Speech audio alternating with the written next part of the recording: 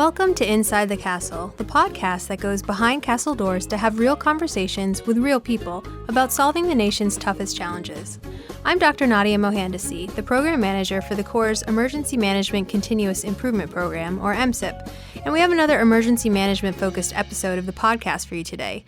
We're specifically going to be looking at the historic flooding on the Missouri River back in 2019 and where we are with the equally historic recovery operations today, 3 years later. So I know in our past EM episodes, we've discussed some of our other civil disaster response operations and missions we can perform in support of FEMA under the National Response Framework. For example, our debris mission, and maybe you heard the Operation Blue Roof episode. But today we're going to switch gears and focus on one of the emergency operations capabilities we have under our own authority through Public Law 8499, or PL 8499, to help community recovery after floods and coastal storm events.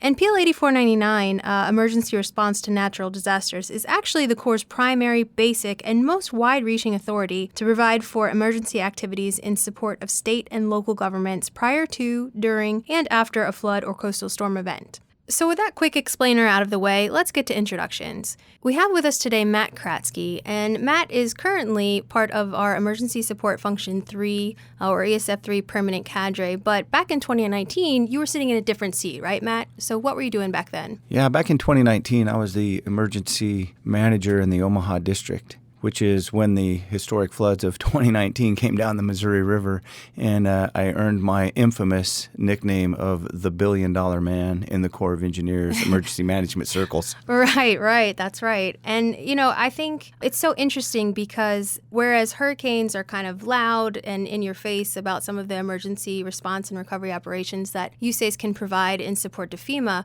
we actually have a huge authority directly under our own organization called Public Law 8499, and that is how we respond to flood and coastal emergencies. And it's really kind of a far and wide-reaching authority that we actually do most of our emergency operations and emergency management work under. So I thought it would be an interesting take to kind of look through that lens as we look back at the historic 2019 flooding, especially since we have some big milestones coming up. So before we get to those milestones, why don't we just set this up for folks who might not have lived through this event as closely as you did? What happened? Like, where did this flood event start? Kind of, what were those conditions like? Okay, yeah, great question. And really an interesting story. So every year, the Corps of Engineers through headquarters goes and briefs headquarters and the MSCs on what your flood risks look like for any time of the year. And I had briefed out at that time that our flood risk was very low in the Omaha district, and I actually anticipated nothing. No flooding at all. And then as we were doing our flood fight training in the Omaha district, which we do annually, regardless of what the flood outlook looks like, right?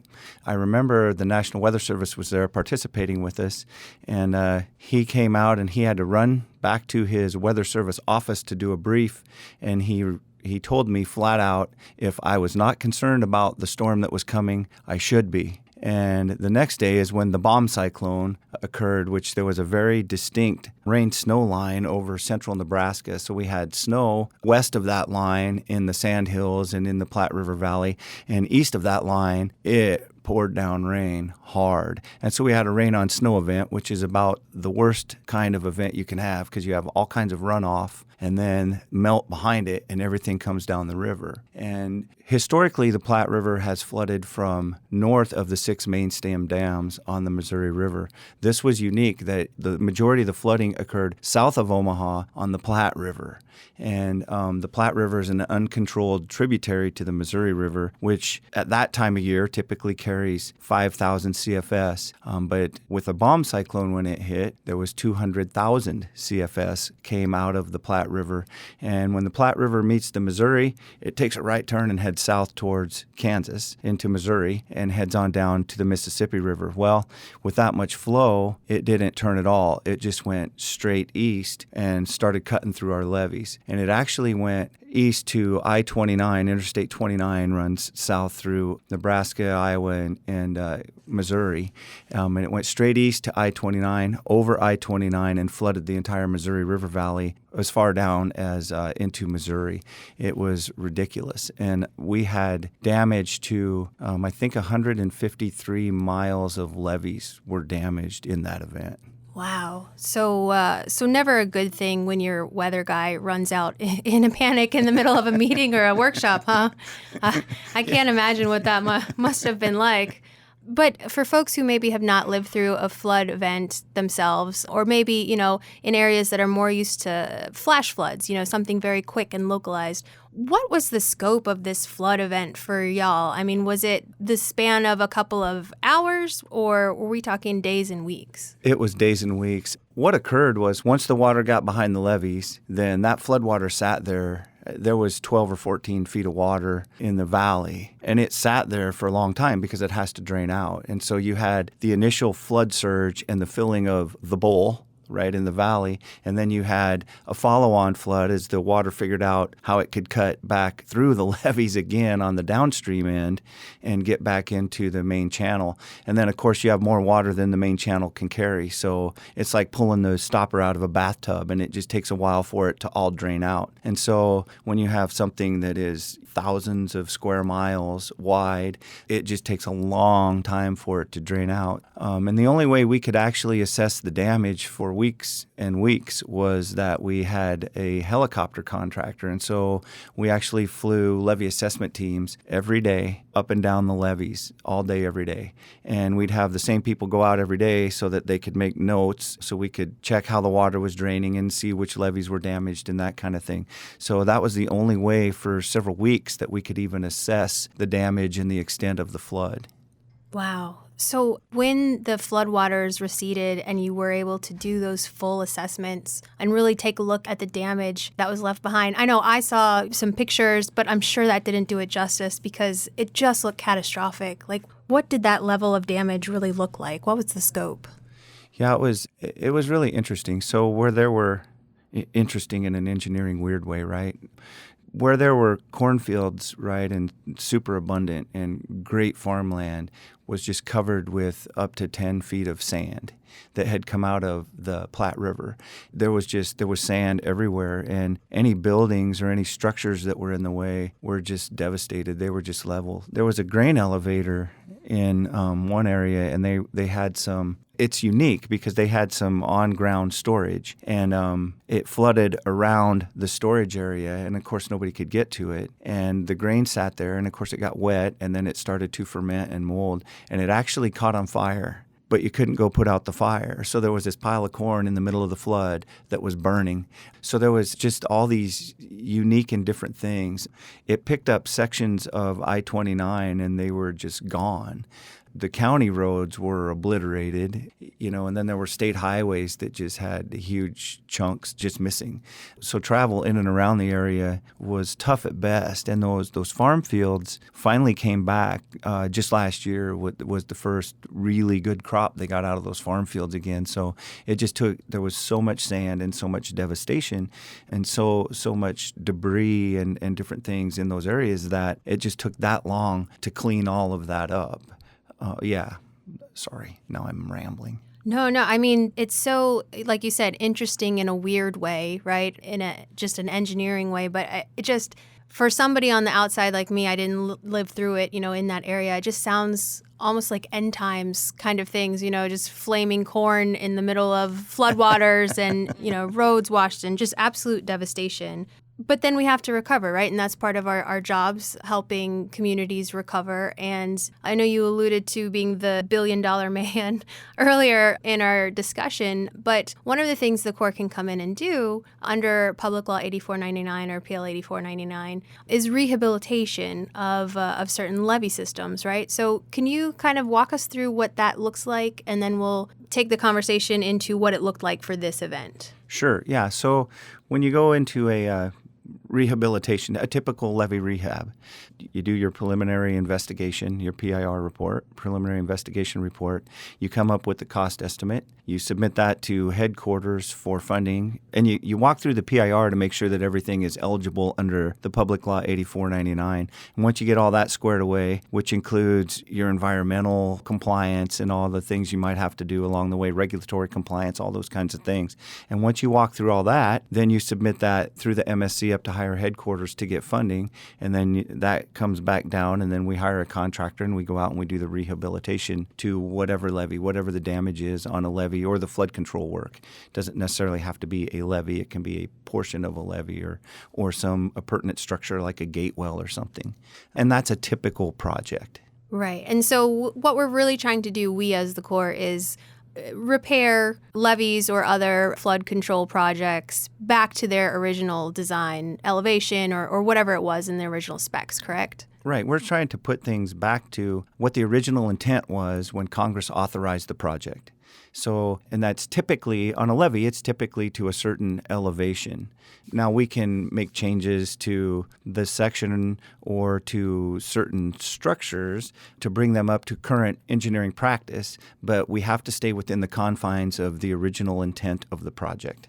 Okay, so I can only imagine what that must have looked like or must be like for, a smaller section of a levee. But you said that the Corps and Omaha District was actually dealing with hundreds of miles of damaged and destroyed levees that needed rehabilitation and repair. So how do you even get your arms around something like that? Yeah, that's actually a great question. And what happens, we had lived through this before, the 2011 flood and the 93 flood. We had lived through this before, and so we had jumped through the hoops. So we knew kind of what to expect. But still, while the flood waters are still coming up or nearing their peak, then all of a sudden you have headquarters asking for an estimate for damages and what that estimate might look like so that they can start to work on a supplemental funding request. And so for 2019, of course, we had damages to levees in, I believe, 4 states: South Dakota, Iowa, Nebraska, Missouri. So we had damages in all those states. And what we did was, of course, the floodwaters are still up, so we couldn't physically go out and assess them. But as I mentioned earlier, we were flying around in a helicopter, so we knew where the water was. So we just made the grand assumption that everything was damaged because everything got overtopped. And so based on that, we took historical data and came up with a per mile cost. And our initial estimates were ridiculously large because we couldn't see it. So we were coming up with a big, rough order of magnitude estimate. And so initially, we were in the $6 to $10 billion range, knowing that it would go down as we could actually look at things and assess them. But so that's what we did, is we just assumed that everything was damaged and we would have to rebuild everything because with the lack of information, we just made a very, very conservative estimate initially and then toned it down. And I think our final estimate, after we could get out and touch things and look around, our final estimate was right around $1 billion, $1.2 billion, something like that. So then how do you actually go from estimates and funding requests and supplementals to executing the work? What did that look like? How did that get started, and sort of walk us through that process? Yeah, we did some unique contracting things with the 2019 flood rehabilitation effort. Of course, the goal of the PL 8499 program is to try to get everything repaired so that in the next flood season, everything is protected again. I mean, that's the overarching unwritten goal, right? Is we want people, because we're trying to help the people behind the levees recover, right? That's what we do as emergency managers, whether it's 8499 or Stafford Act or whatever, but we want to help the local folks recover. That's why we're there. And so knowing the amount of work that we had to do, and then looking at that and saying, okay, is there any way that we can speed up our contracting process, which is always a little bit cumbersome, and how can we get out ahead of that process, knowing that we had $1 billion+ worth of work. So one thing we did is we worked very closely with our contracting office, and we had contractor pre-award meetings and we just put out a mass call to contractors and said, hey, we're going to talk about what we think we're going to have out in the Missouri River Basin for work. And you can attend or not, but here's all the information. And we're going to create a pre-qualified bidder list, and so that we can get out ahead of the work, right, and do things a little bit quicker. And we did do that, and we had well over 100 contractors showed up. and subcontractors. And so we spent the better part of one afternoon just discussing what we thought we might see when the waters receded. And then contracting worked with all those folks to get a pre-qualified bidder list together so that when we were awarding contracts, we knew capacity and all these things with all these different contractors. And we cleared all that with our contracting office, clear up into headquarters. So that was one thing we did to expedite things. And then once it did go down, then we had the prioritization of work, right, which is really difficult when you're talking about that long of a stretch of river. And what you have to do, I mean, I alluded before that the water got over into the valley and then it had to drain out like a bathtub, right? So what we had to do was we had to go to each levee system and plug the breaches in the upper end, but leave the breaches in the lower end open so that the water behind it could drain out. And we plugged the upper end so no more water could come in. So we learned a whole bunch about how to plug holes in levees while there's still water on them. We had one that was over 1,000 feet wide, and I think the scour hole was 70, 80 feet deep. So we started to go through it and decided that wasn't probably the best option, right? So then we started working back around it. And so we started prioritizing work that way. So to get out ahead of things, though, like I said, we worked with the contractors out front, which is something that typically we don't do that, right? We put it out on the street for bid and, we do our thing. But we worked with contractors up front, so we had a pre-qualified list, so we knew exactly who we were going to send the bids to, which was on that list, right? No favorites, but we followed the list. And then we prioritized the work. And then we made sure that one contractor didn't have all the work because we wanted simultaneous projects ongoing. It was a huge effort. The Omaha district, we actually stood up a new temporary branch in project management just to do the rehabilitation program. So I acted as I guess it would be like the owner, because I was the 8499 point of contact, and then there was this entire branch underneath that was working for the emergency management office doing the rehabilitations. It was a huge effort. We had over 100 people working just on the levee rehabs at one time. Wow. So, I mean, it's so interesting. And, two things strike me about that. So the first is the absolute necessity of really looking at events like this from a watershed perspective, not a single levee to levee. You were talking about having to plug holes upstream to make sure downstream could still drain out. And I think that's something a lot of people maybe don't see because it's one of those see the forest for the trees kind of thing. When you're looking at one single levee, there's a broader picture. Yeah.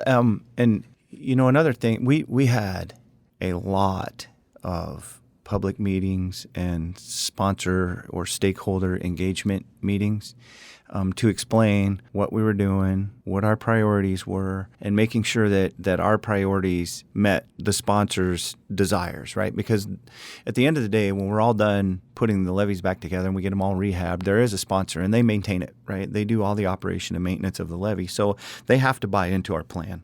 And further, right, they know best where drainage areas might be through farm fields or whatever, right? So they know best where all those things are.